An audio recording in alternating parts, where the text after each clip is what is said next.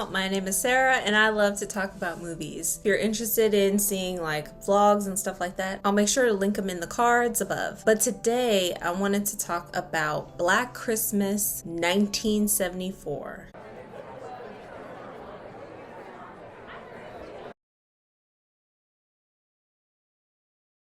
Not Black Xmas or the remake that just came out a few years ago. Black Christmas from the 70s. Let's go back in time when Christmas was changed forever with the creation of this film. Okay, I gotta calm down. So this is about a group of sorority students who over the holiday break are stalked and murdered by a mysterious person. And that's basically the entire movie. So the story begins in the sorority house. Someone who we don't know who is watching and stalking different members of the household who are still there during the break. As more and more of the occupants of the house are leaving to go on to go meet their families or go on vacations, there's a lot of activity in the house. And the house mother is there to keep an eye on things during this time. People start to go missing. The tension from events that are going on in town and personal events that are happening with the students. Everybody is sort of on edge during this time. Those who can stay decide to hang around to see if their missing sorority sisters will come back or will contact them. One of their fathers has shown up. His daughter didn't show up when she was supposed to. She's already been reported missing, and he's there to find out what's going on with her and where she could possibly be. So our main character, Jess, has reached a critical point in her life. She's been dating another student long term, and in fact, she wants to break up with her boyfriend. He does not take the breakup well and is threatening her. At the same time, a girl from the local town has also gone missing, so the police are kind of on edge while they're getting ready to organize searches and things like that. And with everything that's happening and all of the missing people and everything, she's just really on edge, the same way everybody else is. So during the night, there is a search. Volunteers from all over the town are just going through neighborhood by neighborhood to find the missing girl, and they find her. So at this point, after the missing girl is found, the searches sort of disband, and the worry about the missing students has gone up even higher. Jess becomes even more worried by the obscene phone calls that they've been receiving, and the lieutenant who is on the case decides to keep the house under observation while they try to locate this person who's been making these obscene phone calls by tracing the calls to find out where they're coming from. So the house is nearly empty now.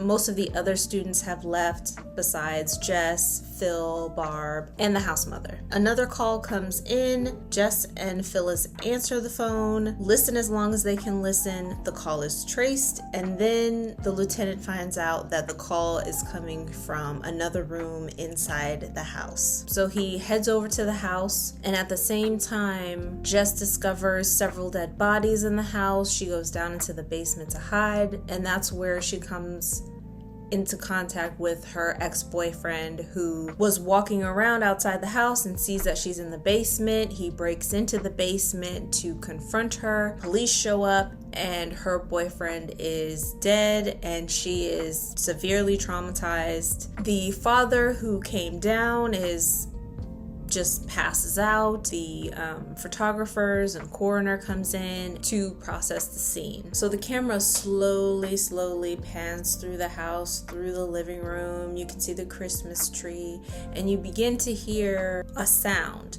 The camera continues to move. So then we're on the top floor, and the camera pans up towards the attic door, which is on the ceiling. So then you start to hear sounds coming from the attic, and suddenly we're moving into the attic.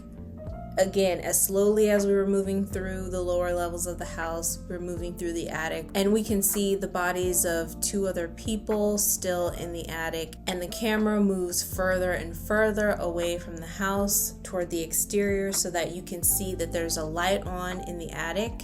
You can see the activity in the lower levels of the house, people walking in and out of the front door, pans away, further and further away, and then slowly fades to black. And that's how the movie ends. So I added it to my collection. I have the collector's edition and I have the digital version in my library. I skipped over a few key things. The movie is quite long and it does move at a natural, sort of steady pace through certain events. So there is no jumping from event to event here. For example, the first student goes missing quite early on in the film, but her father doesn't show up until like the next day. So time is passing quite naturally. It's not like somebody went missing an hour ago and then were reported to the police. It's like, no, it's been a while. It's been a day, long enough that she didn't show up to where she was supposed to.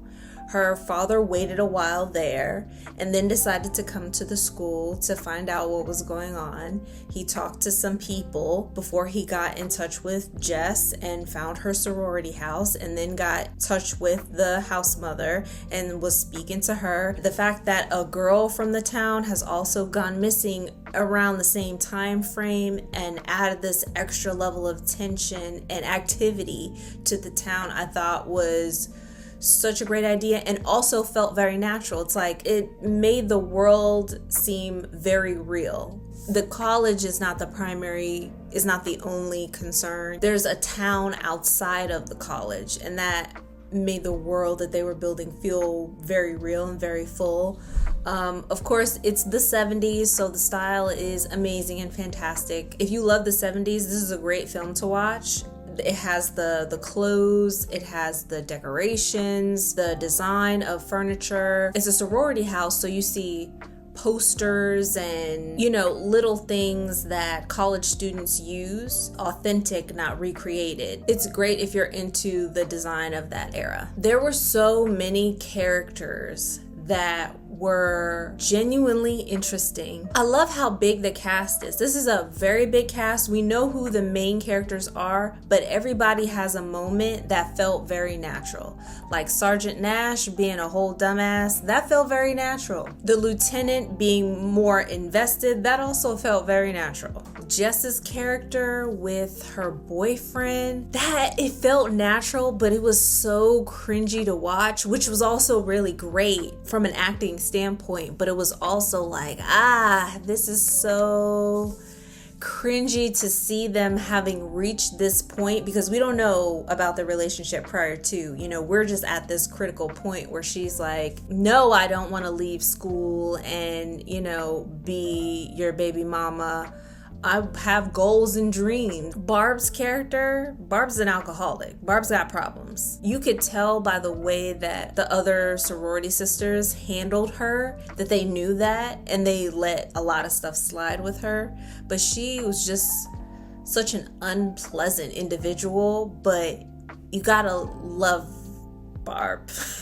So I have the high definition version, but it's still, grainy. The sound quality is still more harsh. So the scream and the sound of the telephone call is so harsh that it is unpleasant to hear that. The tone or whatever of it made it feel like the stakes are higher because of the screeching, unpleasant quality of sound. Barb's death, the way that it was shot was so creative. Her death was in tandem with a choir showing up at the house to sing and, get donations and stuff. So Jess answers the door downstairs, and at the same time, Barb is being murdered.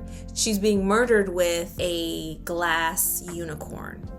And while you don't see it directly happening, you see the hand being raised, unicorn in hand coming down, coming back up, and there's blood, and it's like on a black background. It is so striking, that combination. It's a glass unicorn, it's this girly thing, and at the same time, Jess is downstairs listening to, people sing a holiday song. There's so many moments like that throughout the entire film. Like the fact that Nash just keeps getting it wrong during like a genuine crisis. Barb keeps making these inappropriate random jokes. The house mother being a lush and just hiding alcohol in books and stuff and in the toilet tank and all that stuff. Like, these details really add a lot more to each of the characters that we're seeing. And I loved it. I would give Black Christmas a 5 out of 5. I think it's an iconic cult favorite for a reason. I highly recommend it. It is disturbing. It is violent. It's not splashy, gory, but there's so many disturbing events in the film that stick with you long after you've watched it. You know, you hear that Christmas song, you'll probably think of Black Christmas, but you guys let me know what you think. Have you ever seen it? Have you just watched the remakes? You guys should definitely watch the original. Thank you so much for spending your time here with me. I really appreciate it, and I'll see you all next time.